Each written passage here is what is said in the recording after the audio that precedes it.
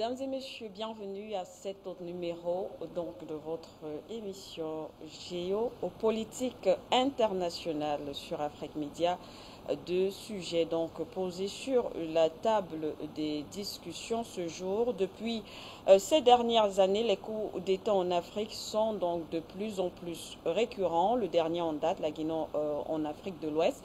Alors pourquoi ces coups d'État, tous ces coups d'État en Afrique, Burkina Faso, Zimbabwe, Côte d'Ivoire, Niger ou encore Mali, au constat, les militaires dans l'ensemble de l'Afrique donc a connu plus de coups d'État que tout autre continent. Comment expliquer le pouvoir qu'acquièrent donc depuis un moment les militaires en Afrique? Ces derniers sont-ils dans leur rôle? Et puis, est-ce qu'on se dirige finalement vers une légitimation des prises de pouvoir militaire du côté de l'Afrique? Ce sera donc la première interrogation, du moins la première thématique qui sera débattue dans le cadre de ce programme. Et puis, positionnement géopolitique des puissances étrangères dans le monde, États-Unis, Chine, Russie, France, Corée du Nord, Allemagne, Turquie, pour ne citer que ces pays-là, tous essayent donc de se repositionner. Jeudi dernier, en cas palpable, au cours d'une conversation téléphonique entre le président américain Joe Biden et son homologue chinois Xi Jinping, il était question de tenter de faire en sorte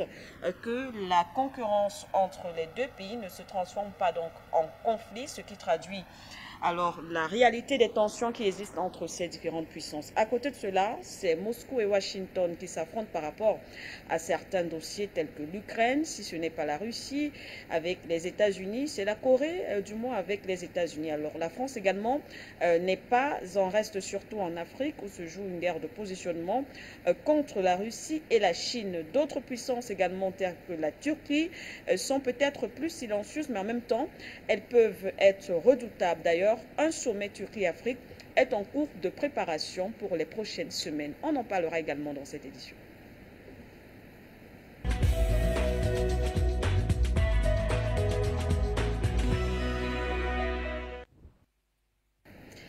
Eh bien voilà, pour en parler, notre panel est déjà présent. Gamal Abina est avec nous, spécialiste du Maghreb et aussi dans le cadre de l'actualité géopolitique. Avec lui, on reviendra sur les attentats du 11 septembre 2020 des États-Unis.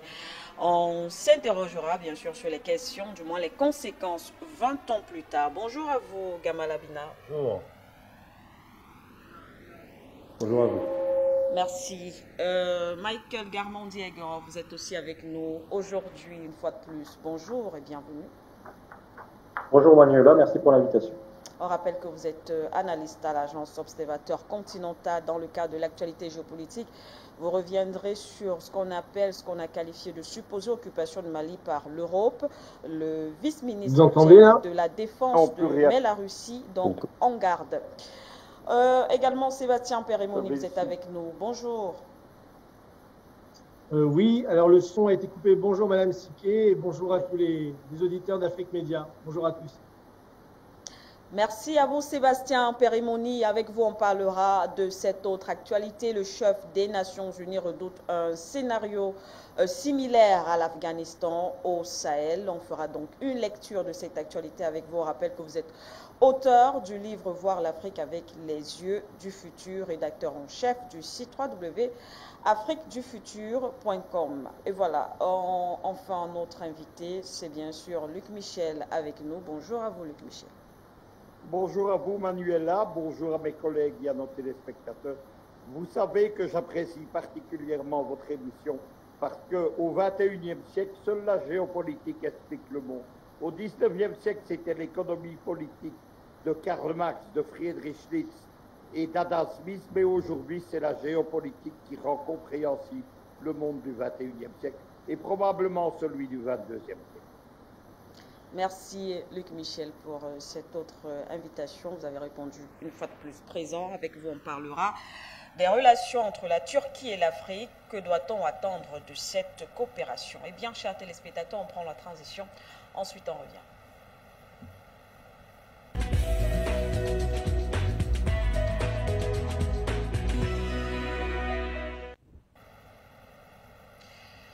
Nous parlons donc à présent des coups d'État militaires du côté de l'Afrique qui deviennent de plus en plus récurrents cas palpable.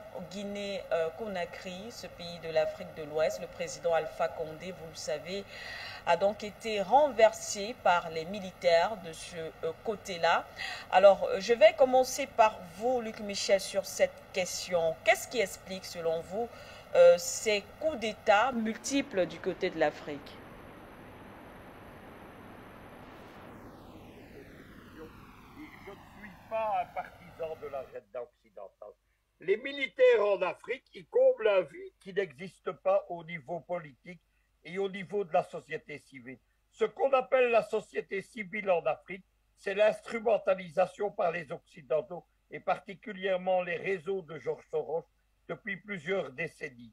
Donc les militaires, souvent, ils jouent un rôle politique qui n'existe pas ailleurs. Ils ont eu un rôle extrêmement positif dans les années 1960 à 1980. Les partis États, notamment, étaient des États qui fonctionnaient bien, qui étaient en train de se développer et de s'industrialiser, en particulier sur le modèle chinois et soviétique. Puis est intervenue la fin de la guerre froide et malheureusement, le nouvel ordre mondial, c'est-à-dire que l'Occident est le porteur de valise de George Bush, François Mitterrand, lors du discours de la Baule, ils ont imposé l'agenda occidental. Il faut faire une distinction entre les bons et les mauvais militaires. Il ne faut pas confondre les torchons et les serviettes. Par exemple, Muammar Kadhafi, par exemple Nasser, par exemple Thomas Sankara, par exemple le général Obiang Nemam Massogo, par exemple le général Abiy Ahmed, par exemple le maréchal Déby, ce sont des militaires qui ont fait avancer positivement l'Afrique, qui ont défendu et fait développer leur pays. Mais à côté de ça, il y a les militaires qui sont les marionnettes de l'Occident, qui ont été formés dans les écoles militaires françaises et américaines.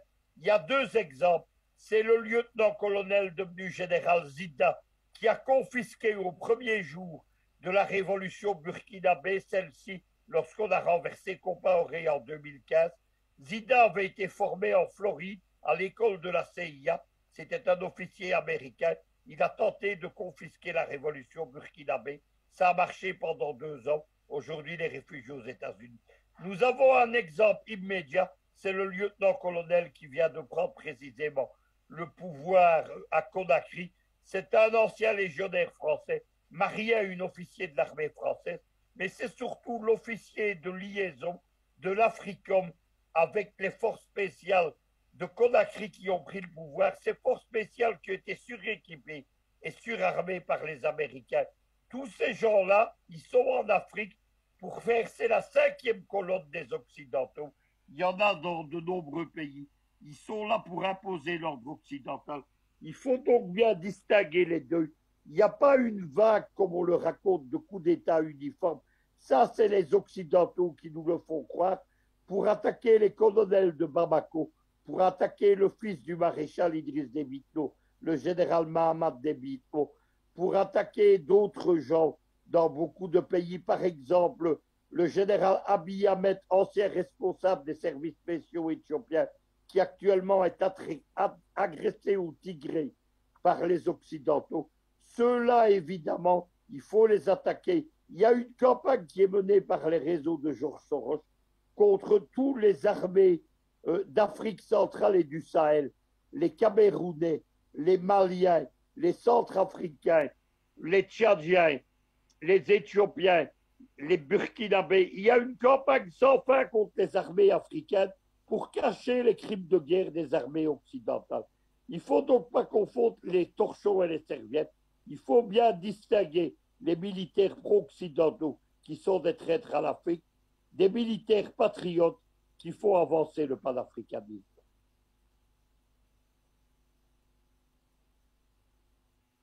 Justement, Gamal Abina, Luc Michel a évoqué un point. Il dit en tout cas qu'il faudrait distinguer les bons et les mauvais militaires. Alors, est-ce que vous pensez qu'il y a des bons et mauvais coups d'État en Afrique? Est-ce qu'on doit légitimer certains et pas d'autres? Alors oui, là, pour le coup, je suis totalement d'accord avec Luc Michel.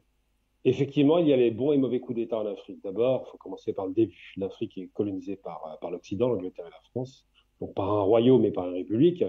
deux modèles de société diamétralement opposés, mais qui sont d'accord sur un point, c'est le pillage de l'Afrique. C'est ce qui fait que la France reste une puissance à l'époque et que l'Angleterre continue à être une puissance aujourd'hui. Alors oui, il y a les bons et les mauvais coups d'État. Quand on parle de coups d'État, on commence d'abord par les mouvements d'indépendance, qui sont des mouvements d'indépendance militarisés. Le FLN algérien, qui est toujours aux commandes aujourd'hui, est un mouvement d'indépendance qui veut se débarrasser du colon par les armes. Et il est normal, évidemment, qu'un mouvement d'indépendance utilise la force face à des pouvoirs barbares qui utilisent que la force pour se maintenir. Ensuite, il y a les coups d'État qui vont nous débarrasser, on le voit surtout dans les pays arabes, de militaires, de rois, du système de royaume, littéralement, souvent imposé d'ailleurs par le modèle anglais, puisque c'est les Anglais qui ont mis beaucoup de rois. On voit ça, bon, en Libye, c'est l'Italie, mais on le voit évidemment sur toute la péninsule arabique, où c'est des rois et des roitelets qui sont aux commandes. On le voit en Syrie, on le voit, en Irak, on le voit en Jordanie, on le voit dans pas mal de pays comme ça, où on nous met des rois, on le voit surtout en Égypte, et les militaires qui vont prendre le pouvoir, les officiers libres égyptiens de Nasser et de Naguib, vont renverser un roi qui est inféodé et totalement soumis à l'Occident. Et ensuite, vous avez en 89 la chute du mur de Berlin qui envoie un signal très fort pour l'Occident, qui a le vent en poupe et qui se dit on va en finir avec le communisme et tout ce qui est mouvement néo-communiste. Alors on voit qu'ils essaient de déstabiliser la Chine, on le voit surtout qu'ils essaient de déstabiliser les pays africains qui sont plutôt marxistes, hein. Donc on le voit avec l'Éthiopie qui va tomber, et tout un tas de pays qui vont suivre après les fameuses grandes conférences soi-disant internationales. Ça fait suite au discours de la Baule de Mitterrand, où on veut démocratiser de force l'Afrique. Alors quand on entend bien démocratiser des pays qui restent soumis évidemment au pouvoir néocolonial. Et par la suite, à la suite de ça, il y a une succession d'instabilité chronique et de coups d'État militaires qui sont produits soit contre des mouvements qui sont sincèrement nationalistes pour les Africains, sincèrement patriotes, c'est le terme utilisé, c'est un terme, je pense, qui est adapté concernant l'Afrique, et d'autres mouvements qui sont des contre-révolutions conduites par des généraux qui sont aux ordres de l'Occident. Et on le voit par exemple au Zaïre, quand Mobutu va renverser va assassiner plutôt Lumumba. Mobutu, qui est un petit caporal à la mort, qui est un petit alcoolique d'ailleurs, va travailler pour son maître occidental, français, CIA et belge. Donc ces coups d'État-là sont des militaires qui sont des militaires traîtres. Et il y a d'autres militaires qui, on commence à l'observer aujourd'hui en Afrique, prennent le pouvoir soit par la démocratie, ça arrive, soit par une transition démocratique. Et on se rend compte que la population, loin de les détester, finalement les apprécie. On voit au Mali qu'au départ, le coup d'État n'est pas mal vu. On voit évidemment l'arrivée, surtout en Éthiopie, puisque c'est un véritable enjeu stratégique pour la Chine et pour les États-Unis. Ils sont sur une bataille rangée des deux côtés. On voit en Éthiopie qu'effectivement, c'est les anciens généraux, des maréchaux, qui prennent le pouvoir et qui ont qui ont beaucoup la population est attachée à ces hommes-là parce qu'ils ont le sentiment que c'est des hommes qui aiment leur pays. Et la question, le dénominateur commun, c'est qu'il y a soit des dictateurs qui renversent des pouvoirs qui ont été appréciés par la population, donc des coups d'État militaires conduits par l'étranger, soit des coups d'État militaires qui veulent renverser la vapeur de dictateurs placés par l'Occident directement avec des élections qui sont plutôt des simulacres d'élections, pour lesquels les dirigeants sont aux ordres et continuent à piller leur pays, et pour lesquels les pays vivent mal. Donc il y a deux types de coups d'État. Il y a les coups d'État nationalistes, pour faire simple, j'utilise un terme nationaliste, patriotique plutôt, et des coups d'État contre-révolutionnaires qui continuent à pérenniser le pouvoir néocolonial et qui sont d'ailleurs très souvent adorés par l'Occident et par les deux pays tutélaires, comme je dis toujours, c'est l'Angleterre et la France. Donc oui, il y a deux types de coups d'État et c'est bien de rappeler que Luc Michel dit on ne mélange pas les torchons et les serviettes. Il a raison parce qu'on ne peut pas confondre un Nasser, qui est un vrai nationaliste arabe et qui veut libérer le monde arabe, et tout le monde lui fait la guerre à ce moment-là, avec un Sadat, qui est un véritable vendu, qui va tout accepter et qui va vendre littéralement l'Égypte aux États-Unis et à Israël. Donc ce ne sont pas les mêmes types de généraux, ce ne sont pas les mêmes types de rapports de force et surtout ce ne sont pas les mêmes types d'adhésion populaire. Si vous voulez avoir un curseur simple, lorsqu'il y a un coup d'État militaire et que tout se passe bien et qu'il n'y a pas de révolte populaire et qu'il n'y a pas de tuerie dans la population, c'est qu'en général, ce coup d'État est attendu par le peuple qui en a marre du pouvoir qui est corrompu. Donc, il y a les coups d'État pour la corruption des dirigeants et il y a les coups d'État anticorruption qui sont placés et qui sont plutôt patriotiques. Donc, M. Michel a raison de le rappeler, on ne doit pas tout confondre. Tout n'est pas dans tout, tout ne se mélange pas. Et en Afrique particulièrement, les enjeux sont surtout économiques. La géopolitique est une géoéconomie. C'est vraiment la rapine de l'Occident et du reste du monde qui va sur l'Afrique. On voit bien que la Chine commence à s'y intéresser, que les Turcs, que les Russes évidemment, mais surtout que les Occidentaux qui dirigeaient l'Afrique littéralement de façon téléguidée continuent à maintenir leur force là-bas et continuent à déstabiliser la région. On voit bien qu'il y a deux forces en présence et donc deux types de coups d'État qui sont conduits dans la région. Alors, Michael Garmandi-Agorov, on poursuit avec vous peut-être sur la même lancée avec cette différenciation que l'on fait en ce qui concerne ces différents coups d'État. Il y a donc à l'évidence des forces étrangères en présence, du moins on voit qu'il y a des camps, entre autres. Alors si on s'en tient par exemple surtout au cas de la Guinée, le dernier cas, on sait que de ce côté-là, la position, si on prend le cas précis par exemple de la Russie, on a vu la position de la Russie dans plusieurs autres coups d'État tels que le Mali, c'était clair. On voit également la position plus ou moins quand même de la Guinée. On sait d'ailleurs que la diplomatie russe a rencontré les militaires aujourd'hui à la tête du pouvoir du côté de la Guinée. Et lorsqu'on dit, on pense en tout cas que, selon les analystes, que du côté de la Guinée, c'est un mauvais, du moins, mauvais coup d'État. Voilà. Est-ce qu'on doit, justement, qu'est-ce qu'on doit penser? Comment est-ce qu'on doit analyser cela? Vous savez, moi je rejoins les analyses précédentes qui ont été données par Luc Michel et Gamal Abina, effectivement dans le sens que on ne peut pas mettre tous les coups d'État, tous les renversements de gouvernement sous le même auspice. Ce n'est tout simplement pas possible. Lorsque des militaires patriotes dans tel ou tel pays africain, qui sont à l'écoute des aspirations de leur peuple, des aspirations populaires, mettent fin à un régime qui n'est pas populaire, et surtout lorsque cela se fait dans le strict respect de la souveraineté du pays en question, je ne pense pas qu'on peut remettre en cause la légitimité d'un tel coup d'État, d'autant plus s'il a effectivement le soutien d'une large partie de la population. Mais effectivement, comme cela a été dit, lorsqu'il s'agit de personnes, de personnages à la solde de puissances étrangères et bien souvent extracontinentales, qui ne font qu'appliquer un scénario qui leur est dicté depuis l'extérieur, je ne crois pas qu'on puisse mettre tout ça dans le même ensemble. C'est tout simplement pas logique. Effectivement, certaines personnes peuvent nous dire aujourd'hui, alors donc ça veut dire qu'on doit soutenir le coup d'État, les actions des militaires au Mali et condamner celui de Guinée. Bon, tout d'abord, je pense que les populations locales savent sauront faire le jugement nécessaire, mais de façon générale, sur une base effectivement purement analytique, oui, parce qu'au Mali, à ce que je sache, il n'y a pas eu de téléguidage depuis l'étranger. Il y a eu certaines sources qui disaient que la Russie aurait pu être derrière, mais il n'y a aucun élément qui le confirme, c'est faux. Les militaires maliens ont agi par conviction patriotique, sur une base des aspirations populaires, et toutes ces discussions sur le fait que la Russie ou un autre pays, une autre puissance non occidentale aurait pu être derrière ce coup d'État contre Ibrahim Boubacar Keïta, il n'y a absolument rien qui ne puisse le confirmer. Donc je pense que ce sont des situations incomparables. Et encore une fois, il y a une autre différence majeure, et ça rejoint effectivement ce qui a été dit précédemment, c'est que je ne crois pas qu'il y ait un seul militaire malien qui a participé au renversement d'Ibrahim Boubacar Keïta qui ait servi sous un drapeau étranger. Alors qu'en Guinée, quand on connaît la biographie de Mamadi Doumbouya, il a non seulement été formé, parce qu'après tout, les militaires, effectivement, c'est quelque chose de naturel que des militaires de tel ou tel pays soient formés à l'étranger. Il y a d'ailleurs beaucoup de militaires guinéens aussi qui ont été formés en Russie, en Chine, à d'autres endroits, pareil pour le Mali, pareil pour d'autres pays africains, et ainsi de suite.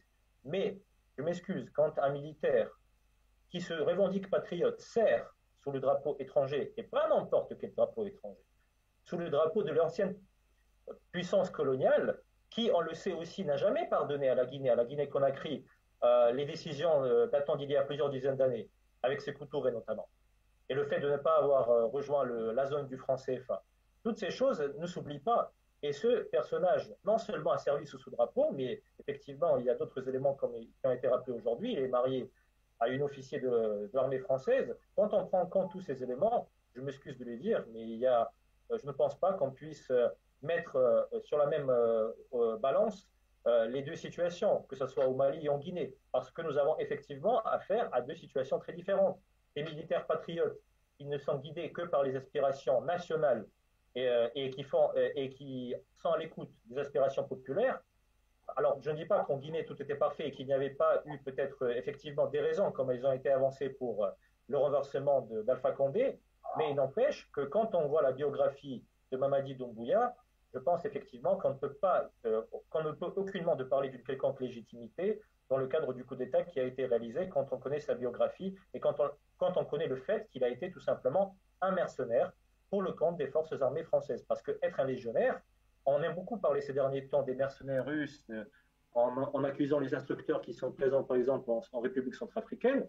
Mais quand on parle de la Légion française, c'est du mercenariat. Parce qu'effectivement, on prend des citoyens étrangers qui servent les intérêts français, notamment dans le cadre de la présence en Afrique.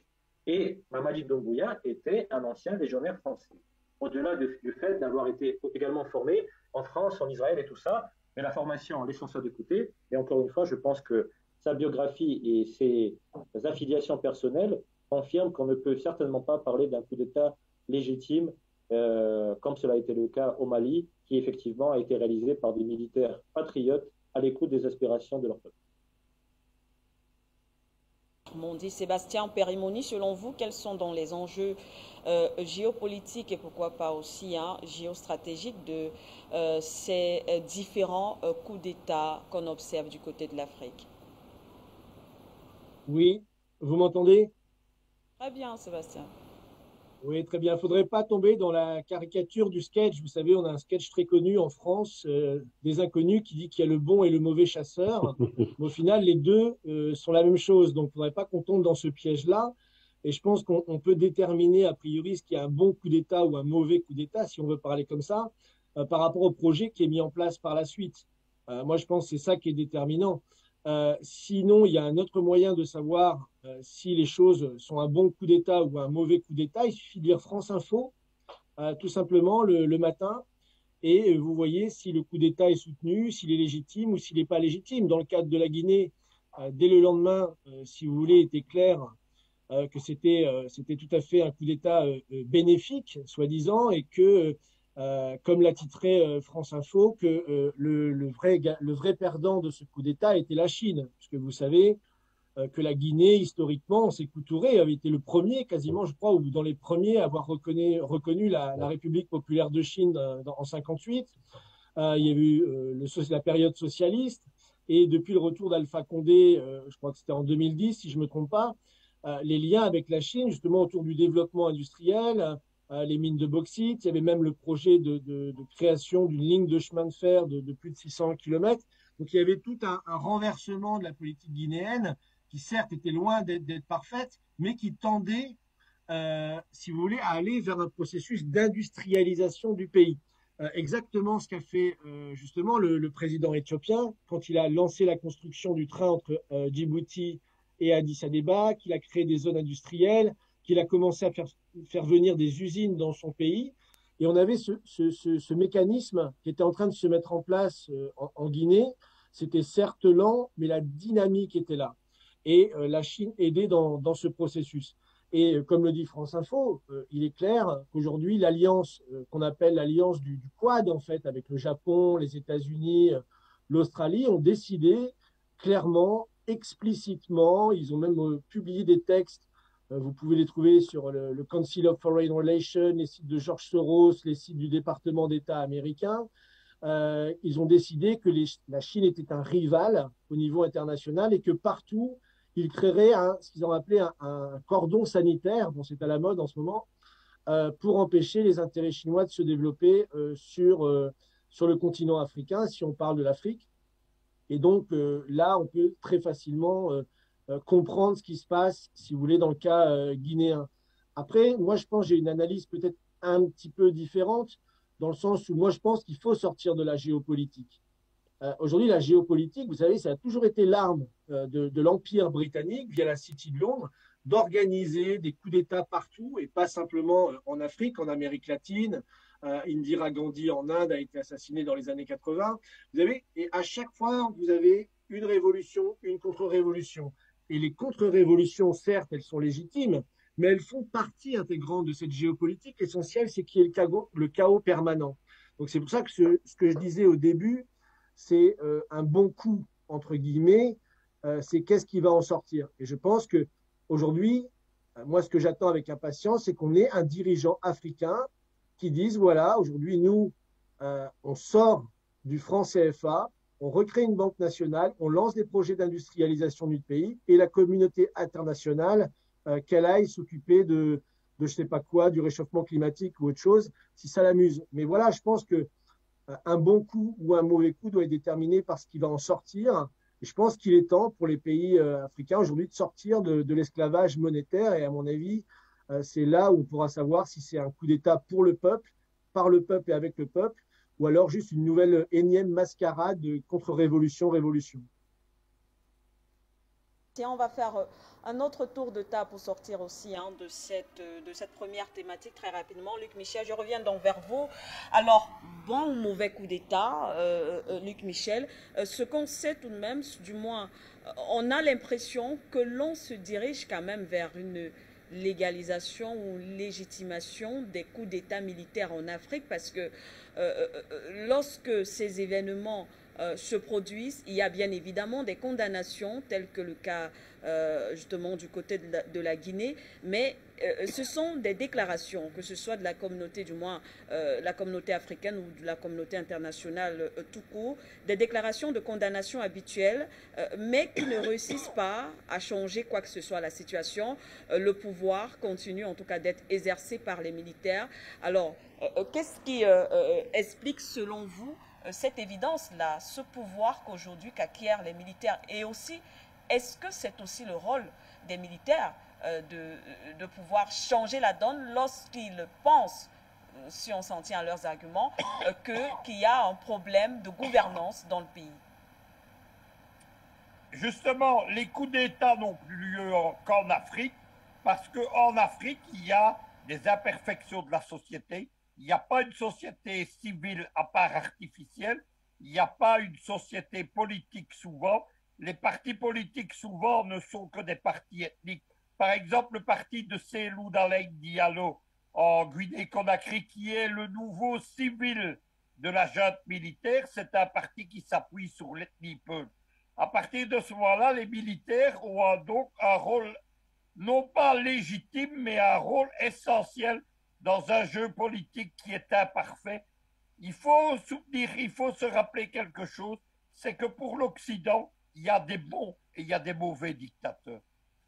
Nous étions au début des années 60, au Vietnam, les Américains avaient vu le renversement d'un président sud-vietnamien élu par un dictateur Thieu qui a fait une dictature sanglante et corrompue et qui explique, comme l'Afghanistan d'aujourd'hui, l'échec américain au Vietnam. Et à l'époque, Henry Kissinger, qui est le père, rappelons-le, de la géopolitique américaine aujourd'hui, c'est l'homme qui a formé notamment Zbigniew Brzezinski, eh bien, Kissinger avait dit, c'est un salopard, mais c'est notre salopard. Dans les années 80, Zbigniew Brzezinski, il a dit la même chose avec Reagan, de Noriega au Panama. Noriega, il avait fait le premier narco-État de l'histoire, mais les Américains, avant de le renverser, il finit sa vie dans une prison américaine, ils avaient dit, c'est notre salopard. Voilà la réalité. Il y a donc de bons dictateurs, c'est ceux que les occidentaux soutiennent. Ils légitiment les coups d'État des bons salopards occidentaux, parce que c'est le seul choix pour s'opposer à des présidents qui font une révolution démocratique comme Alpha Condé ou comme beaucoup d'autres dirigeants africains.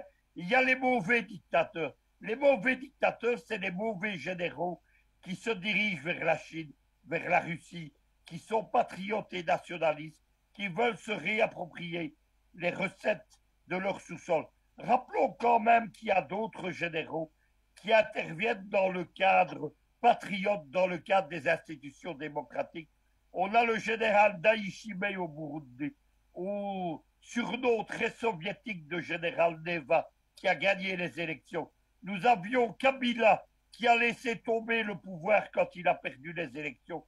Kabila, rappelons-le, Joseph Kabila, c'est également un général. Il y en a beaucoup d'autres. Il faut donc comprendre que l'Occident, elle appuie des bons dictateurs, les siens, et elle condamne des mauvais dictateurs, ceux qui se détournent de l'Occident. C'est cela qu'il faut comprendre. Il n'y a rien d'autre à dire sur cette situation.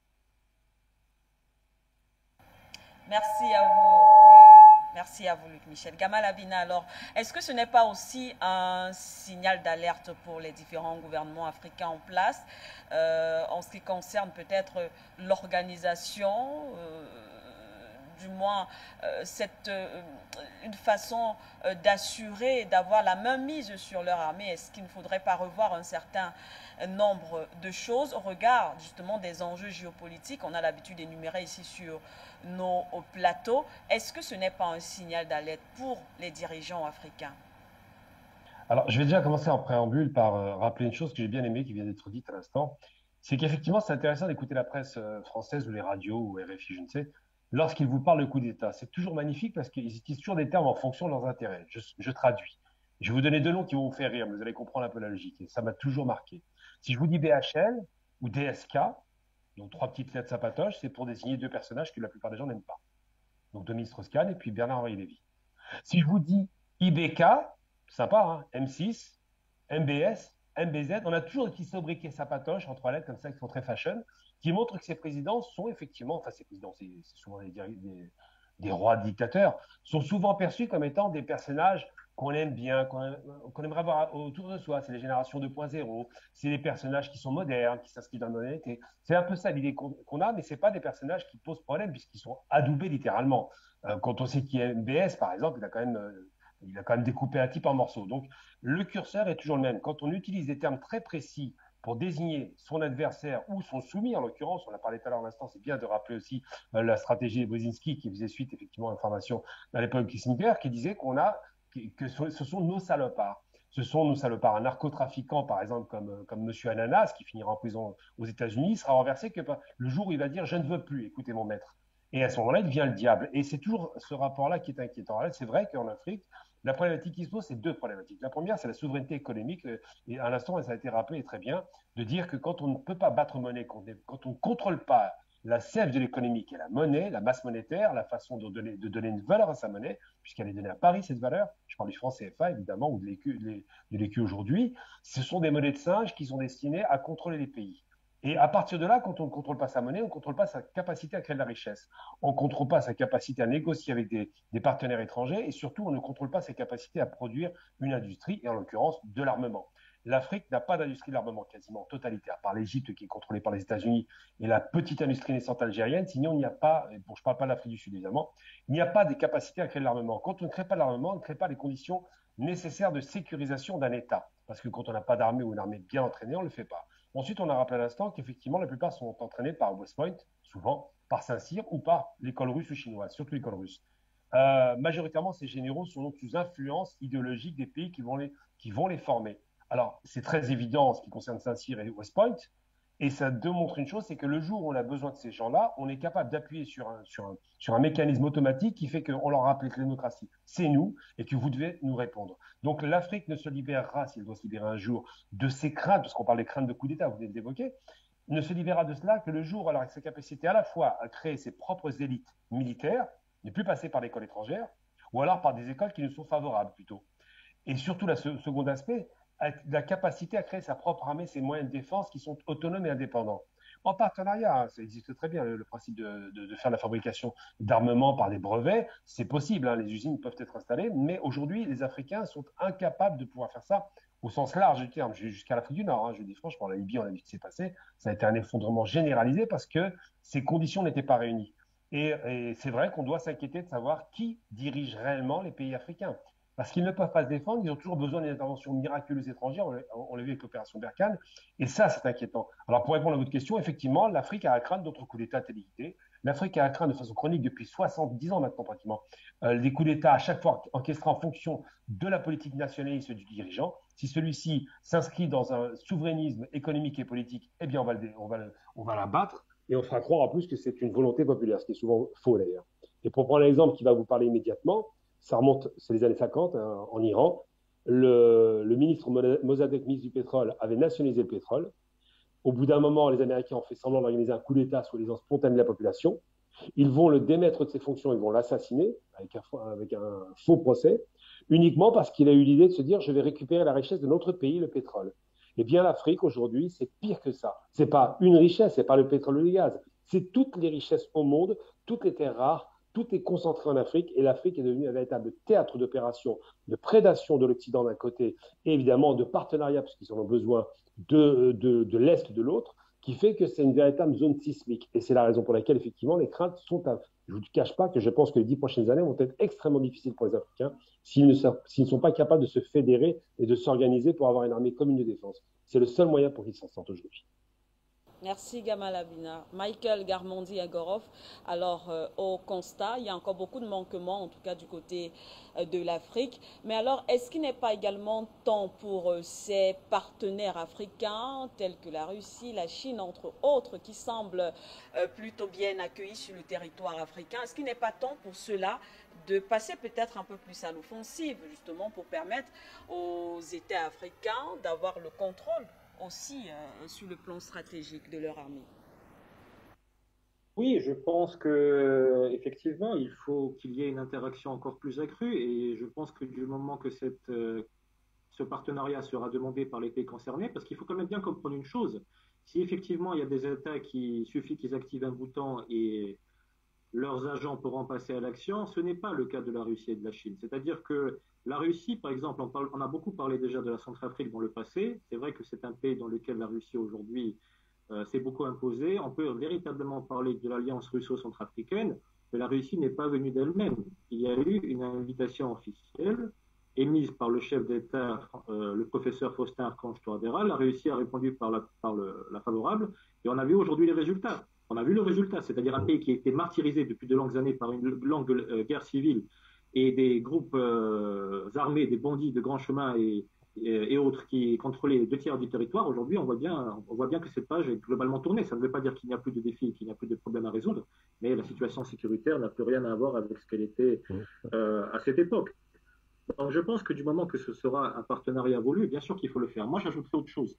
Moi, je pense que ce qui est important, je rejoins un petit peu ce qui a été dit juste avant par M. Abina, bien sûr, il y a une importance majeure d'une capacité défensive digne de ce nom pour les pays africains. Et c'est pour ça que je pense que ce qui s'est passé en Guinée-Conakry, je pense que ça représente justement une réponse à tous ceux qui aiment critiquer les pays du continent africain, qui attachent, selon eux, une trop grande importance à leur arsenal défensif. On peut citer d'ailleurs l'Algérie, on peut citer l'Éthiopie, on peut citer la Guinée équatoriale, on peut citer la République centrafricaine. Chacun de ces pays a d'ailleurs sa propre spécificité, parce qu'évidemment, quand on prend par exemple l'armée algérienne, numéro 2 en Afrique et la 25e armée du monde, c'est sûr que ce n'est pas l'armée centrafricaine qui à peine commence à prendre de la force. Et en tout cas, c'est une réponse à tous ceux qui disent que non, mais il faut parler. On ne peut pas parler de développement tant qu'il n'y aura pas une capacité défensive digne de ce nom. Pour qu'il y ait un développement, il faut une souveraineté totale et véritable. Et pour qu'il y ait une souveraineté totale et véritable, il faut une capacité de se défendre. M. Pierre-Emini, tout à l'heure, a mentionné un point très juste, que voilà, il faut qu'il y ait des leaders qui puissent dire non, on sort du franc CFA, mais justement, il suffira qu'un leader le fasse et le bouton sera activé justement pour qu'il se fasse renverser très rapidement. On sait parfaitement comment ça fonctionne. Et d'ailleurs, ce qui se passe en Éthiopie, vous savez, moi je pense c'est mon avis personnel, je pense que Abiy Ahmed est en train de devenir en quelque sorte le Bachar al-Assad africain pour les Occidentaux. C'est-à-dire que Bachar al-Assad, il fut un temps où il n'avait pas une trop grande animosité à son encontre de la part de l'establishment occidental. Et puis, quand ils ont vu que les choix stratégiques faits par les républiques arabes syriennes ne vont pas dans le sens des intérêts occidentaux, voilà, c'est devenu, entre guillemets, le dictateur, le boucher, le criminel, tout ce que vous voulez.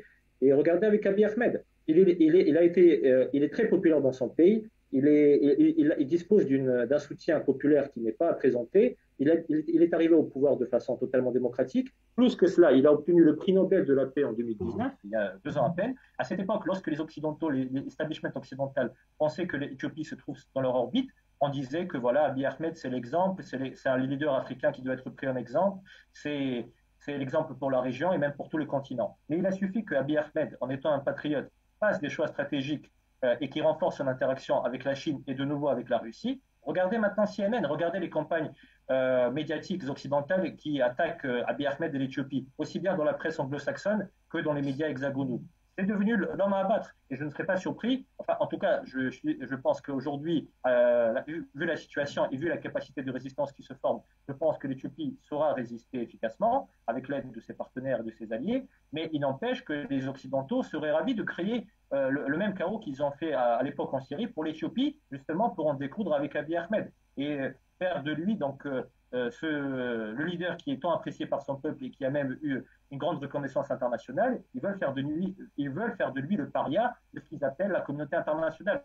Ceci étant dit, je rappelle une autre chose, ils ne sont pas la communauté internationale parce qu'une extrême minorité planétaire n'a aucun droit, aucune légitimité à pouvoir parler au nom de la communauté internationale, au nom du monde de façon générale, parce qu'il faut qu'aujourd'hui, dans le monde multipolaire, cet establishment occidental apprenne à connaître sa véritable place, celui d'une minorité planétaire totalement évidente.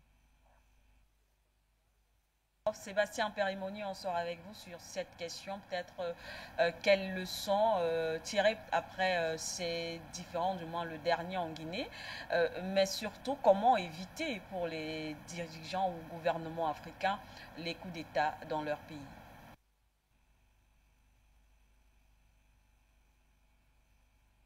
En étant conscient en fait de tout ce qui vient d'être discuté là, je crois qu'on a fait un petit peu le tour.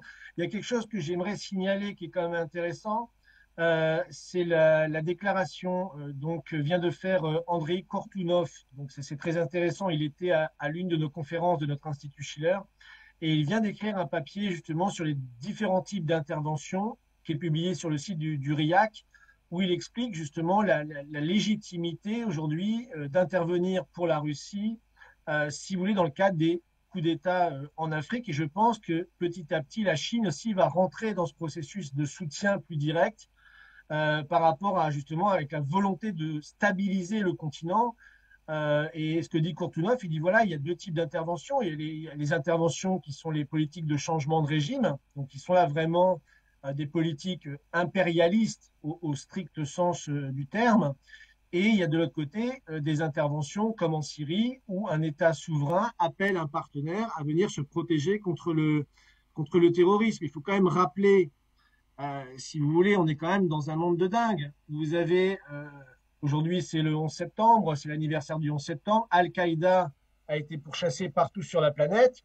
Par contre, quand il s'est agi si vous voulez, de renverser Bachar el-Assad, le centre des opérations spéciales de la CIA est quand même allé travailler avec Al-Qaïda pour entraîner les terroristes, leur donner des armes, leur faire décapiter les gens dans toute la région pour déstabiliser le régime syrien. Donc on est face à ce type d'oligarchie. Et ce n'est pas qu'une affaire africaine. On a eu des changements de régime en Ukraine aussi, sur le continent eurasiatique. En Europe, moi je pense qu'en Europe, on n'est plus des pays souverains. Regardez, on est contrôlé également par une monnaie supranationale, qui est l'euro, contrôlée par des marchés financiers. Et si on prend mon pays, qui est la France, moi je pense qu'on n'est plus en République depuis très très très longtemps. Et c'est quelque part aussi une forme de coup d'État. Moi j'ai participé à 3 campagnes présidentielles en France.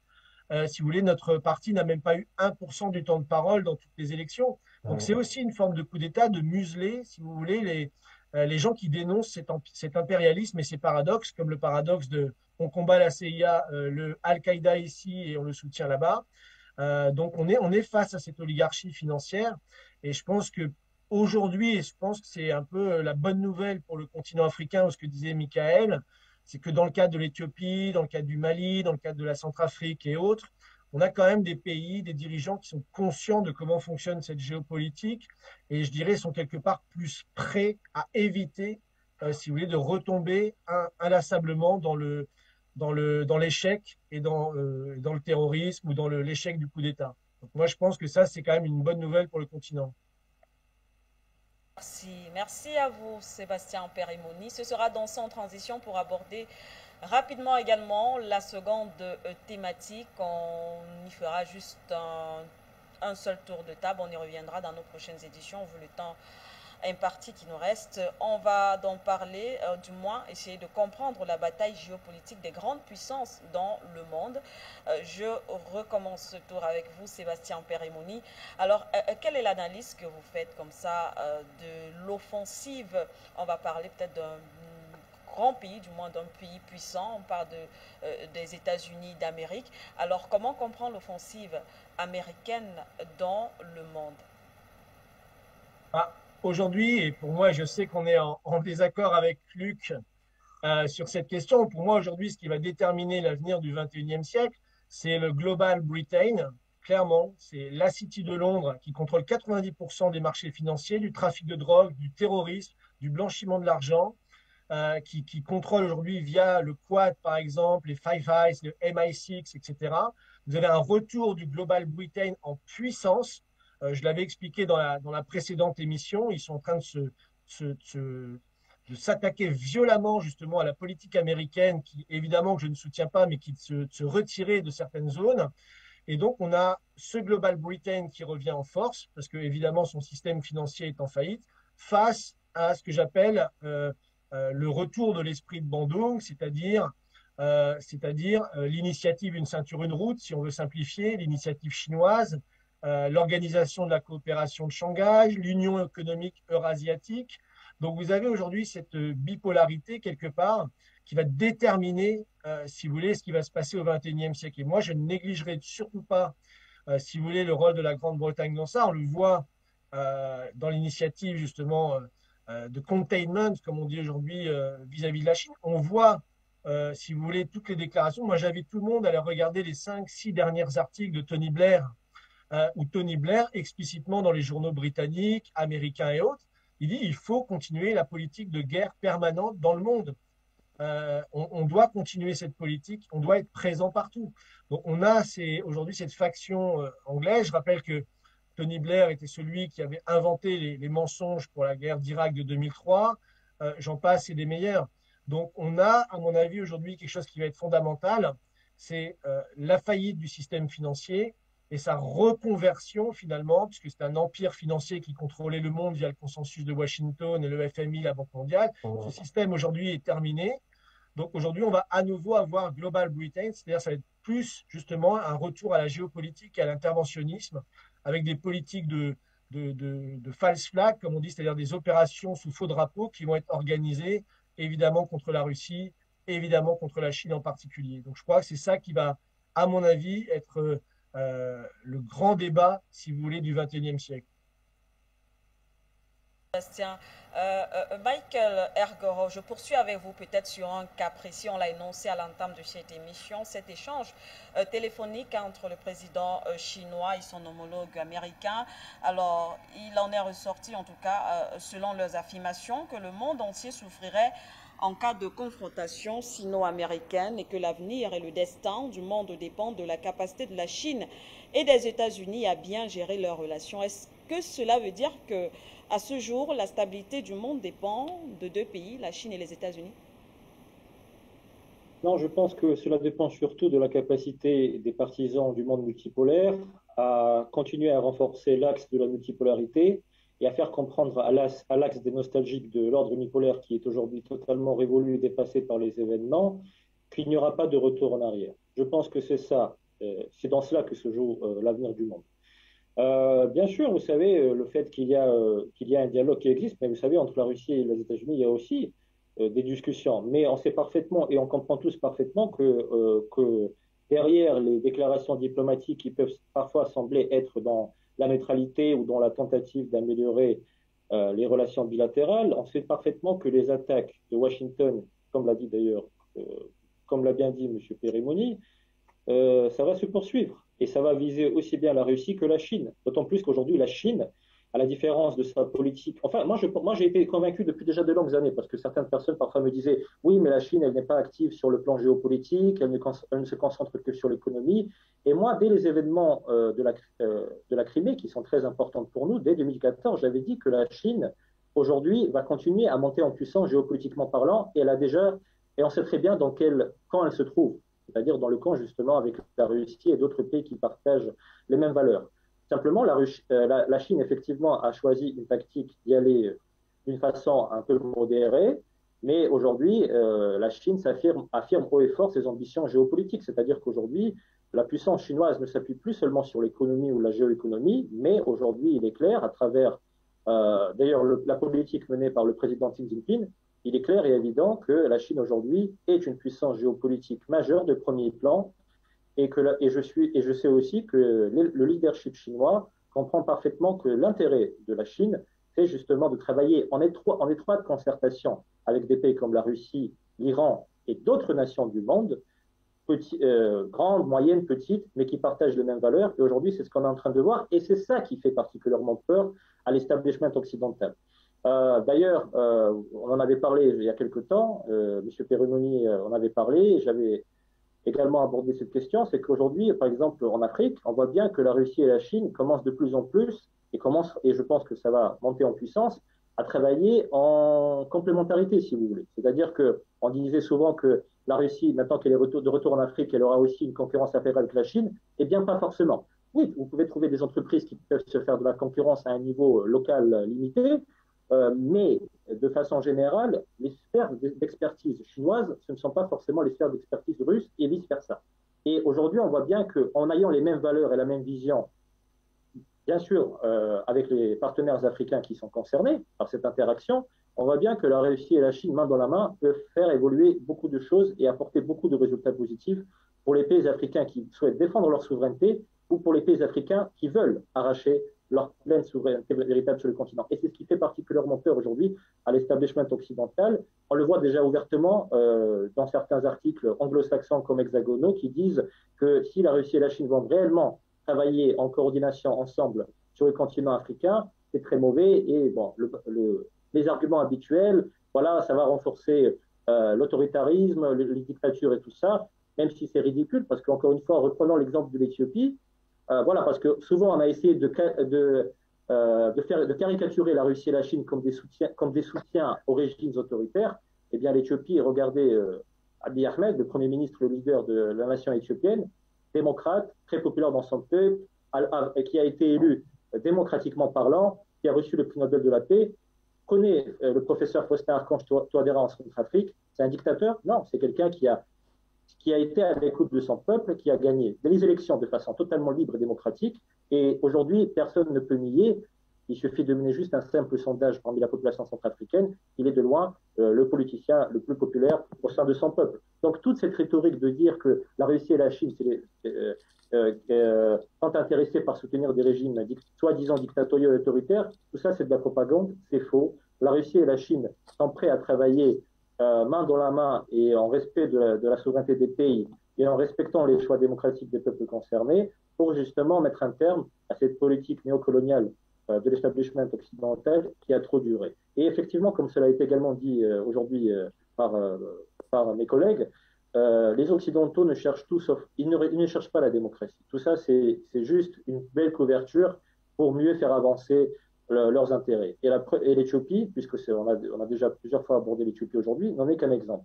En Éthiopie, il y a un pouvoir totalement démocratique, mais on veut le déstabiliser parce qu'il ne suit pas la ligne stratégique telle qu'elle aurait été voulue par les Occidentaux. Pareil pour la Centrafrique, et tous les pays africains aujourd'hui qui se retrouvent sous pression, c'est justement lié à cela, c'est lié au choix stratégique des pays concernés. Donc, je pense que c'est ça qu'il faut retenir dans cette situation. Donc, aujourd'hui, il est plus que jamais important que les nations africaines pro-multipolaires et celles qui veulent arracher leur souveraineté renforcent leur interaction avec l'axe sino-russe, sans oublier les autres pays comme l'Iran et d'autres nations du monde qui partagent les valeurs de la multipolarité. Merci à vous, Michael Garmondi. Luc Michel, on sort bien sûr sur cette question avec vous. Écoutez, je vais être très schématique. Nous sommes entrés dans une nouvelle ère géopolitique. Oubliez toute la géopolitique des 40 dernières années. Nous étions en 1991, la guerre froide s'est terminée par la victoire des États-Unis et l'implosion de l'Union soviétique, et les Américains ont proclamé la fin de l'histoire, c'est-à-dire le modèle libéral qui devait s'imposer au monde. Il y a quelques jours, le président Poutine, d'ailleurs, a déclaré que la défaite d'Américains dans l'Afghanistan, elle symbolisait la fin de la théorie de la fin de l'histoire. Nous sommes entrés dans la guerre froide 3.0. Elle prépare la troisième guerre mondiale. Cette troisième guerre mondiale, les Américains l'évoquent ouvertement, des géopoliticiens comme George Friedman. Ils la voient entre 2050 et 2070. Qu'est-ce qui caractérise la nouvelle ère géopolitique? C'est qu'il y a la constitution de deux blocs rivaux. Tout d'abord, le bloc américano-occidental, il est constitué autour de la seule superpuissance qui existe, la superpuissance américaine. Les Américains instrumentalisent une série de puissances déchues, d'anciennes puissances géopolitiques. Ils instrumentalisent leur nostalgie et leur rivalité. Il y a la France, il y a l'Angleterre, il y a la Grande-Bretagne, dont moi je maintiens que c'est une puissance décadente qui a perdu la main. Il y a la Grande Pologne, la Grande Roumanie, la Grande Turquie, le Japon, etc. Qu'est-ce qui caractérise le bloc américano-occidental? C'est une alliance de puissances maritimes, de thalassocratie. Il y a la superpuissance thalassocratique américaine, derrière il y a les Britanniques, les Français dont il faut rappeler que c'est une grande puissance maritime avec le deuxième domaine maritime mondial de plus de 10 000 kilomètres. Il y a les Émiratis, il y a les Australiens, il y a les Japonais. Le bloc américano-occidental, il se structure autour des trois OTAN. L'ancienne OTAN qui est en train d'étendre sa zone de la Méditerranée jusque la mer Rouge. Il y a ce qu'on appelle l'OTAN du Proche-Orient avec les Israéliens, les Émiratis et la France en mer Rouge. Il y a enfin le Quad, l'OTAN du Pacifique, avec le Japon, avec l'Australie. Face à cela, il y a le bloc de l'Eurasie, avec Moscou, avec Pékin, avec Téhéran qui émerge. C'est une alliance d'anciens empires continentaux. C'est l'opposition traditionnelle en géopolitique entre puissance maritime et puissance continentale. Il y a la Russie qui est un vieil empire. La Russie, c'est la troisième Rome. C'est l'héritière de 25 siècles d'empire romain. Il y a l'Iran qui est l'héritier de l'empire perse qui existait déjà il y a 25 siècles. Il y a la Chine qui est l'héritière évidemment de l'empire chinois. C'est 22 siècles. Qu'est-ce qui caractérise l'opposition de ces deux blocs? C'est que de blocs géopolitiques, ils deviennent des blocs idéologiques. C'est Biden qui est en train de transformer leur opposition en opposition idéologique. Que dit Biden? Il dit que le bloc américano-occidental, c'est le bloc des démocraties libérales, et il dit que la Chine, la Russie et l'Iran, c'est le bloc des puissances qu'ils appellent illibérales. Qu'est-ce que c'est l'illibéralisme? C'est que la politique commente à l'économie et pas l'économie et la finance qui commentent à la politique comme chez les Occidentaux. Poutine, Xi Jinping ou les Iraniens, c'est eux qui commentent à leur puissance économique locale, à leur multinationale. Qu'est-ce qui rapproche et différencie cette nouvelle guerre mondiale 3.0 de l'ancienne guerre froide? Tout d'abord, la différence, c'est que la Chine n'est plus l'alliée de l'Occident. La Chine, elle s'est alliée en 1972 aux Américains. C'est ce qui explique la défaite soviétique en Afghanistan. La Chine a été mal récompensée puisque immédiatement l'Union soviétique détruite, cette Tiananmen, les Américains essayent de détruire la Chine communiste. Aujourd'hui, la Chine et la Russie, c'est deux puissances géopolitiques alliées et adossées dos à dos qui s'appuient mutuellement. Et il y a une troisième puissance, c'est l'Iran qui est en train d'émerger, qui s'appuie également sur les deux autres. Qu'est-ce qui différencie la guerre froide 3.0 de l'ancienne guerre froide? La guerre froide, l'ancienne guerre froide, elle était constituée par une guerre, une course aux armements entre les Soviétiques et les Américains qui était mortelle pour les Soviétiques parce qu'ils n'avaient pas les moyens des États-Unis.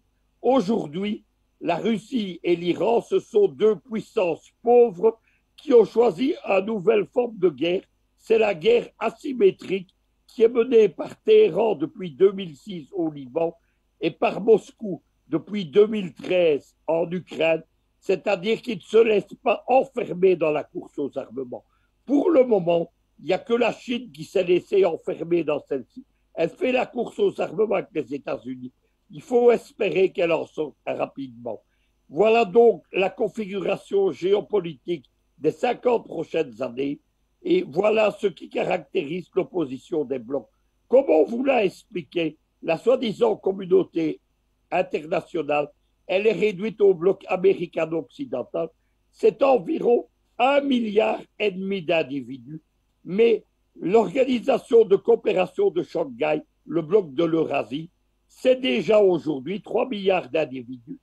Et avec l'Iran qui va entrer dedans, on va se diriger vers 4 milliards d'individus. Il y a également l'Inde qui est au milieu dedans. Il y a surtout le Pakistan. Le Pakistan, l'Inde, ce sont deux pays qui sont à cheval entre les deux blocs et qui sont en train de se diriger vers le bloc de l'Est.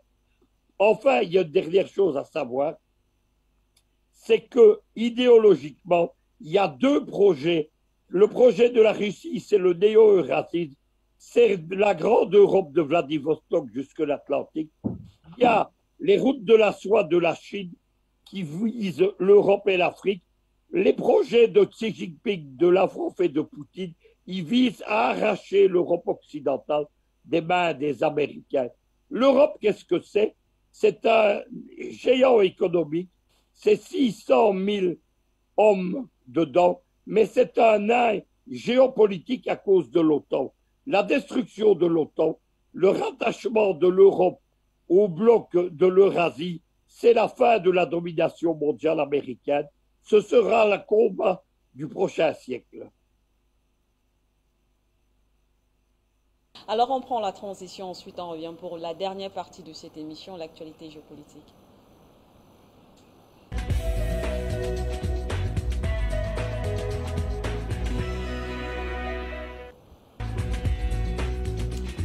Voilà, retour sur ce plateau. Je commence avec vous, Gamal Abina. On parle des attentats du 11 septembre 2001 du côté des États-Unis. Alors, 20 ans plus tard, quelles conséquences, Gamal Abina?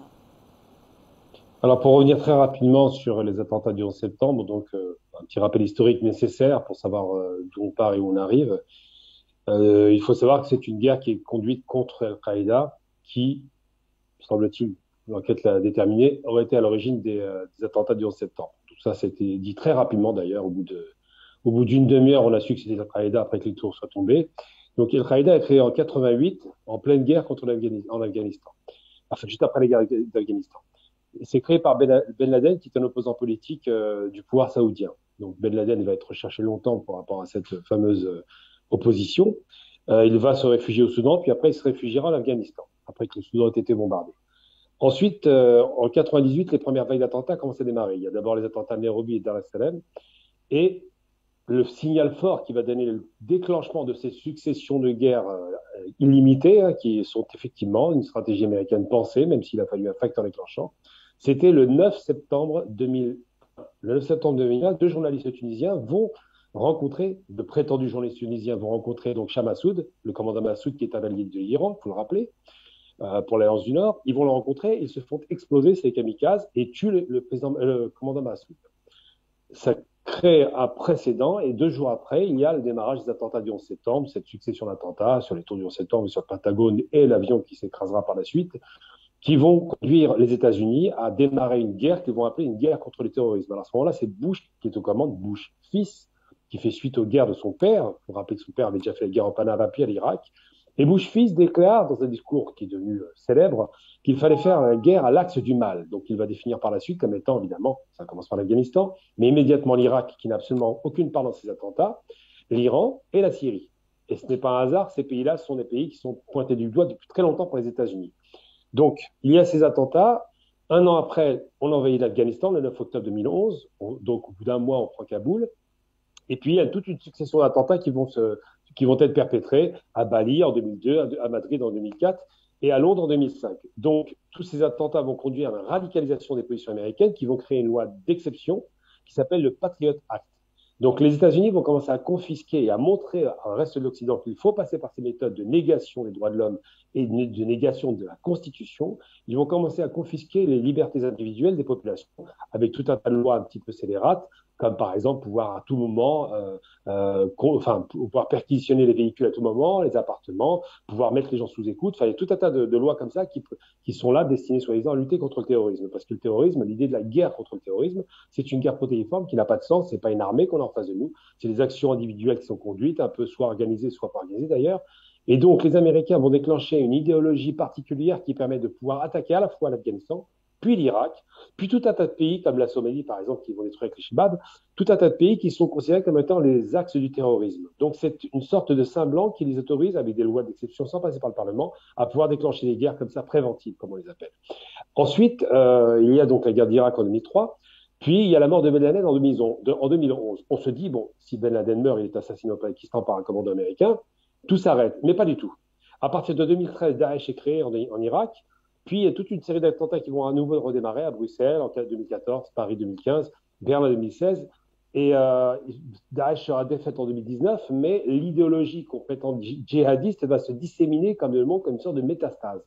Alors la question qui se pose, c'est qu'au bout de 20 ans, à la suite de toutes ces guerres et ces destructions d'États laïques, il faut le rappeler tout de même que l'Irak est un État laïque, la Libye est un État laïque, eh bien, les États-Unis ont réduit les libertés individuelles, les États-Unis ont créé des tribunaux d'exception, les États-Unis ont créé Guantanamo, qui interdisait là pour le coup de reconnaître un combattant armé comme étant un prisonnier de guerre. On peut en faire ce qu'on veut à ce moment-là. Donc les États-Unis commencent à tourner le dos aux principes démocratiques et le principe qui préside les constitutions occidentales américaines pour faire une guerre tous azimuts et s'autoriser à frapper où ils veulent, maintenant avec des drones, des ennemis potentiels ou supposés. Et donc 20 ans après la défaite afghane, car c'est une défaite indiscutablement, les Américains ont décidé de se recentrer sur eux-mêmes et de pouvoir déporter ces questions à d'autres personnes. C'est-à-dire qu'ils vont téléguider les guerres, ce qu'on supposait à l'avenir. Mais on constate effectivement au bout de 20 ans que toutes ces guerres n'ont conduit qu'à la mort de millions d'individus, car on parle de millions de personnes, pas de milliers. L'Irak, c'est au bas mot 3 millions de morts.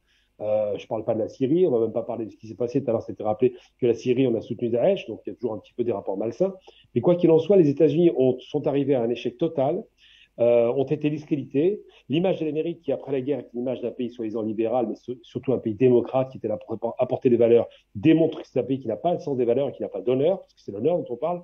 Et surtout, l'échec total en Afghanistan conduit à penser qu'effectivement, après des milliards de dollars de pertes et des millions de personnes impactées ou tuées, les États-Unis se sont discrédités largement à la face du monde. Après, il y a cette politique unipolaire qui a fait que l'Amérique était surpuissante. On l'appelait l'hyperpuissance américaine. C'est les Français qui ont appelé ça comme ça. Et qui ont eu le sentiment qu'ils pouvaient à tout moment frapper où ils voulaient, avec ou sans l'assentiment de l'ONU, comme en 2003, lorsqu'ils refusent, ils n'ont pas la signature de l'ONU, ils finissent par partir en Irak. Eh bien, les États-Unis se sont discrédités, mais ont perdu aussi une marge de valeur considérable. Cette hyperpuissance a retrouvé face à elle une autre puissance qui se constitue, qui est ce fameux fond, ce fameux axe de l'Est, qui est la Chine, Pékin et Téhéran, qui se rapproche de ça. Et on se retrouve avec un monde multipolaire que les Américains ne voulaient pas. Donc, sur un plan stratégique, c'est un échec total. Sur un plan militaire, c'est aussi un échec, puisqu'ils ont fui. Et sur un plan idéologique et sur le plan du sens de l'honneur, je parle beaucoup d'honneur avec l'Occident, parce que l'honneur, ça fait très longtemps que l'Occident a mis ça de côté. Ces fameuses valeurs ne sont pas partagées par l'Occident. Et tout à l'heure, on a fait référence à ces valeurs qui sont à l'Est. C'est les valeurs du sens de l'honneur, de la parole donnée. Eh bien, ça commence à revenir du côté de l'Est et ça a été abandonné du côté de l'Ouest. Et les États-Unis ont perdu donc sur tous les fronts, précisément parce qu'ils ont entamé une guerre dans un pays qui était l'Afghanistan, et ils ont échoué en Irak, en Afghanistan. Ils sont partis de façon minable, uniquement parce qu'ils étaient incapables de pouvoir apporter la paix et la stabilité qu'ils nous avaient vendue. L'objectif, évidemment, américain n'était pas la paix et la stabilité, c'était la vente d'armes dans la région, c'était déstabiliser les régions, c'était créer des conflits permanents, cette fameuse instabilité organisée par les États-Unis afin de pouvoir profiter des richesses sans que les États soient stabilisés. Donc c'est ça qu'on peut retenir du 11 septembre, c'est un échec total 20 ans après, et c'est la destruction malheureusement de 5 États dans la région au profit soi-disant d'une sorte de vengeance américaine qui devait s'abattre sur le Moyen-Orient et sur l'Asie. Donc c'est bien, pour ma part, si on doit faire une conclusion, c'est un échec total, c'est un discrédit de l'Amérique et c'est un discrédit de ces soi-disant valeurs humanistes qu'il voulait porter. Merci Gamal Abina. Je poursuis avec vous, Michael Garmondi-Egorov. On parle de l'occupation du Mali par l'Europe. Et à ce sujet, donc, le vice-ministre tchèque de la Défense a mis en garde la Russie dans le cadre de cette actualité. Votre analyse? Bon, tout d'abord, je ne pense pas que le personnage en question soit en mesure de mettre en garde la Russie. Je pense que c'est quand même assez ridicule. Oui, mais d'autre part, toujours en rapport avec la République tchèque, bon, il faut savoir que la République tchèque, c'est quand même aujourd'hui un pays très particulier au niveau de ce qui est en train de se passer. Vous savez que Prague, la capitale de la République tchèque, c'est devenu l'un des principaux centres de la CIA et des services secrets américains sur le continent européen. Ils sont très actifs à Prague et c'est à partir de Prague, justement, Ils organisent beaucoup d'attaques hybrides et de déstabilisation en tout genre en visant justement les intérêts de la Russie et d'autres pays. Et en tout cas, la République tchèque, c'est devenu aujourd'hui, et Prague plus particulièrement, c'est une très belle ville, c'est une grande ville historique, très belle, que beaucoup de touristes adorent visiter, mais c'est aujourd'hui aussi tout simplement l'un des principaux centres de la CIA et des services secrets américains sur le continent européen. C'est aussi quelque chose qu'il faut savoir. Vous savez aussi que la Russie récemment a créé ce qu'on appelle une liste des États hostiles. C'est-à-dire que désormais, la Russie possède une liste des pays qu'elle considère hostiles à son encontre. Et à l'heure actuelle, il y a seulement 2 pays qui ont été inclus. Donc la Russie a préféré y aller, ne pas inclure plus de pays, même si je pense qu'on pouvait y inclure plus de pays. Mais jusqu'à maintenant, il n'y a que 2 pays qui ont été inclus de cette liste, c'est les États-Unis, sans surprise, et la République tchèque, justement, à travers toutes les récentes actions et les attaques russophobes qui émanaient des représentants politiques tchèques. Bon, ceci étant dit, la Russie a bien précisé que cette liste peut évidemment s'élargir. Il y a des pays qui pourront être rajoutés, des pays qui pourront être enlevés. Tout dépendra de leur politique à venir.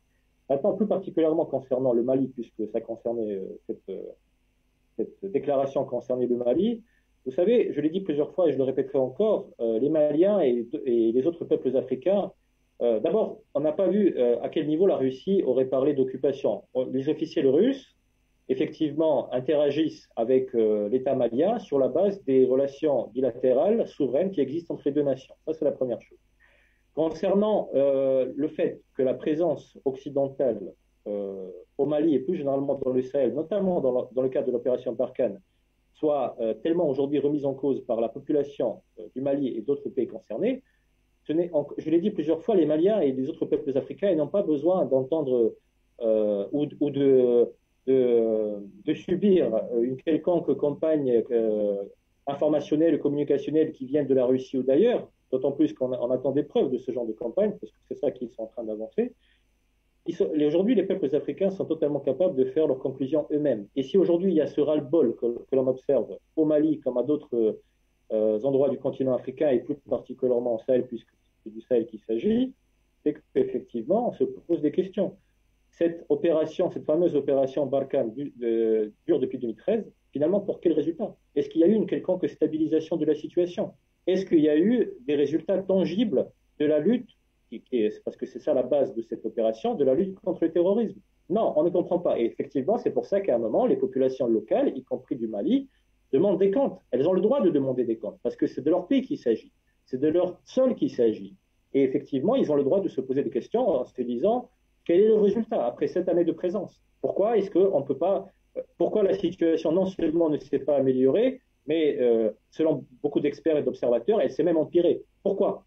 Alors que chaque année, chaque mois, on entend comment l'establishment occidental dit que cette opération est positive pour les États concernés, que ça apporte la paix, la sécurité et tout ça. Donc, encore une fois, je ne pense pas que la Russie ait besoin de participer à cela, parce qu'aujourd'hui, si on a ce ras-le-bol observé au Mali comme à d'autres endroits de la région et plus généralement du continent africain, c'est qu'il y a des raisons tout à fait légitimes à ça. Je pense que ce sont les points qu'il faut retenir pour répondre à votre question. Merci Michael Garmandia-Goro. Je poursuis avec vous, Sébastien Périmoni. Votre commentaire tout simplement sur les inquiétudes du secrétaire général des Nations Unies qui redoute un scénario similaire à l'Afghanistan du côté du Sahel. Alors, avant de répondre à votre question, Madame Siké, permettez-moi de rebondir sur ce qui a été dit à propos du 11 septembre par Monsieur Abina.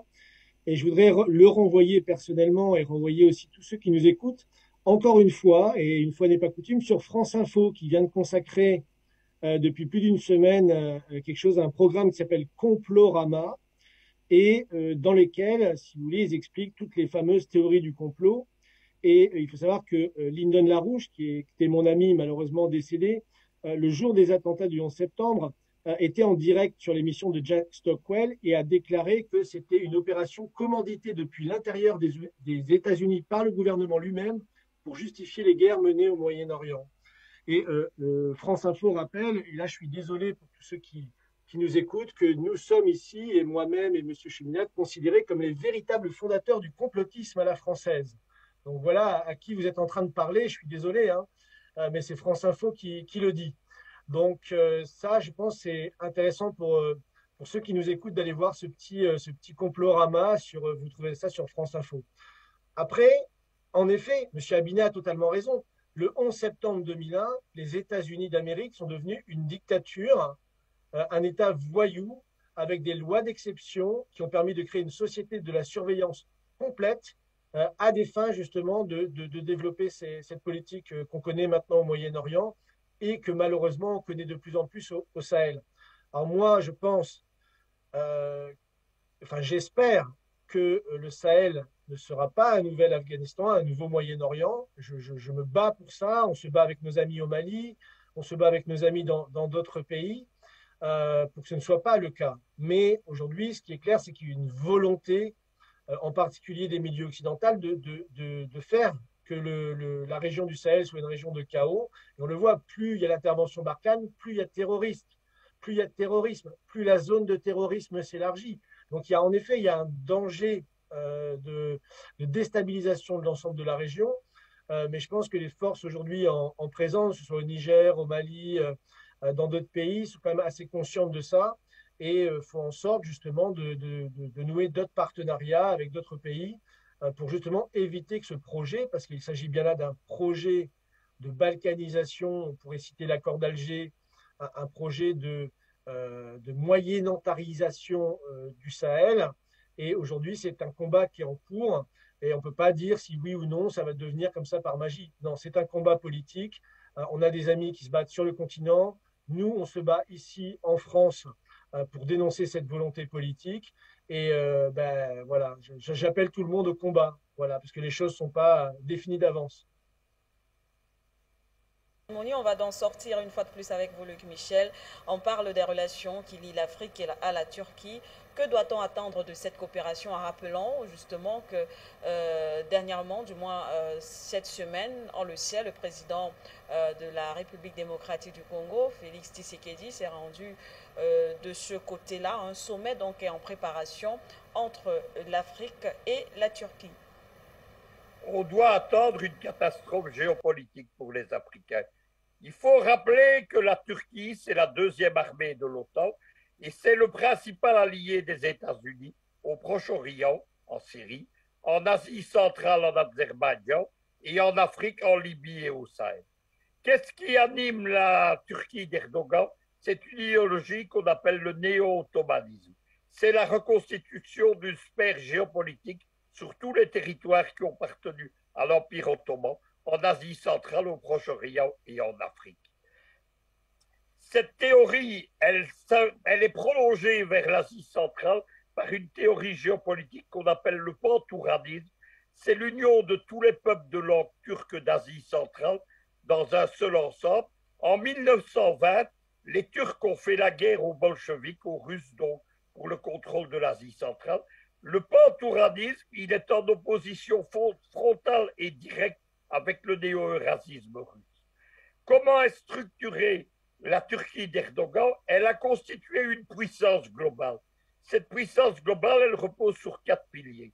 Tout d'abord, l'armée et les services secrets turcs, le MIT, qui sont les plus agressifs et parmi les meilleurs services secrets de l'OTAN. Ils sont présents dans toute l'Europe, dans toute l'Afrique, dans tout le Proche-Orient. Second pilier, ce sont les télévisions satellitaires turques qui sont construites sur le modèle d'Al Jazeera. Le but, c'est de développer le soft power turc au Proche-Orient, en Asie centrale et en Afrique. Troisième pilier, c'est une internationale politique.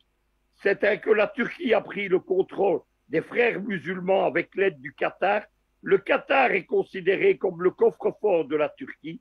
Quatrième pilier, ce sont justement les djihadistes de l'obédience d'Al-Qaïda. Il y a une internationale djihadiste aujourd'hui. La Turquie parraine les djihadistes en Syrie, à Idlib, en Azerbaïdjan, face à l'Arménie et surtout depuis 2019 en Libye. En 2019, la Turquie a été chargée par les États-Unis de reprendre le contrôle de la Libye suite à l'échec français. Ils ont donc aéroporté des milliers de djihadistes syriens qui se sont répandus en Libye et dans tout le Maghreb. Ils n'ont été arrêtés que par les firmes de sécurité russes dans une ligne qui va de Sirte à Al-Joufra. Et aujourd'hui, évidemment, à côté de AQMI, à côté de l'État islamique au Grand Sahara, à côté de Boko Haram, il y a une quatrième organisation djihadiste au Sahel, qui est notamment sur les frontières du Mali. Elle s'appelle Al-Nosra, le Jabhat al-Nosra, c'est précisément le nom en Syrie de Al-Qaïda en Syrie. Évidemment, les colonels de Bamako, ils sont en train de commettre une faute géopolitique majeure en accueillant les Turcs. Déjà l'année passée, le ministre des Affaires étrangères turc, Davutoglu, c'est un des idéologues avec Erdogan du néo-ottomanisme. Il était venu au Mali. Les Turcs sont chargés par les Américains de s'infiltrer au Mali et de retarder et d'empêcher l'arrivée des Russes. Quand vous voyez Félix Tshisekedi, qui est un agent de l'Atlantique Council américain, qui est l'homme des Américains en train d'aider au redéploiement de l'OTAN dans toute l'Afrique, depuis le Maroc jusqu'à la mer Rouge, quand vous voyez Félix Tshisekedi appuyer le mouvement turc, vous avez immédiatement compris la manœuvre géopolitique qui est en train de se dérouler. Malheureusement, les colonels de Bamako, je suis désolé de le dire, mais ils sont inconscients des enjeux géopolitiques de l'Afrique. L'arrivée des Turcs au Mali, l'arrivée des Turcs qui sont également au Niger, l'arrivée des Turcs en Libye, c'est une catastrophe géopolitique pour toute l'Afrique. Merci à vous, Luc Michel. Merci beaucoup d'avoir été avec nous. Merci aussi à vous, Sébastien Périmoni. Merci, Michael Garmondi-Agorov et bien sûr, Gamal Abina. Merci pour vos analyses. Merci également à vous, chers téléspectateurs, de nous avoir suivis de bout en bout. Vous le savez, dans quelques minutes seulement, ce sera votre grande émission, le débat panafricain sur Afrique Média. D'ici là, portez-vous bien. À très bientôt.